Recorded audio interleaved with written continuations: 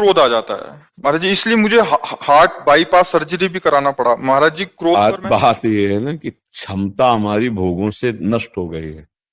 क्षमता होती सहनशीलता, विचार के द्वारा, विवेक के द्वारा जो हमारे प्रतिकूल व्यवहार, प्रतिकूल बात, प्रतिकूल व्यवहार में ही तो हमें क्रोध आता है, अनुकूलता में थोड़ी आता है। आप समझ रहे हो ना? हमारे मन के विरुद्ध बात होगी, हमें गुस्सा आ जाएगा।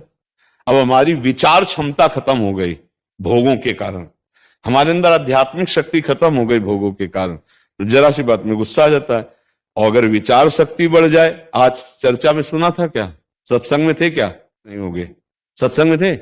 हाँ, इसीलिए इतनी बड़ी सामर्थ्य होती है कि देखो नित्यानंद महाप्रभु ने कहा तुम्हारे तीनों पुत्र मर जाए, और गुस्सा में एकदम आके कहा तुम्हारे तीनों पुत्र में, और 1 लात मारी शिवानंद सेन।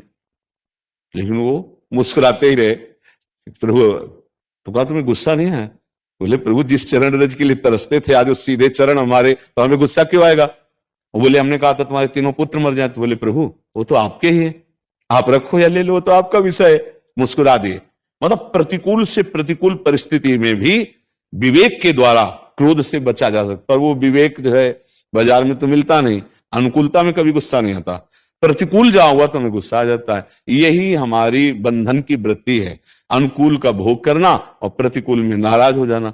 अच्छा, ये ऐसी प्रतिकूलता है कि सोच में आपके गुस्सा आ जाएगा।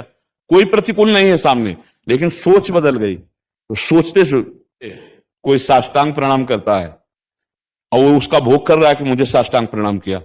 अब वो कल अगर पंचांग करेगा तो जलन पैदा हो जाएगी। आज साष्टांग नहीं किया, अरे उसकी मौज, वो साष्टांग लौट गया, उसकी मौज पंचांग लौट गया, श्रद्धा, लेकिन उसका भोग किया ना प्रणाम का, तो दूसरे दिन प्रश्न खड़ा हो जाएगा। जल किसी भी वस्तु का, किसी भी क्रिया का भोग करोगे तो आपको दुख होगा, पक्का होगा। इसलिए सम्मानम कलयाति घोर गर्लम,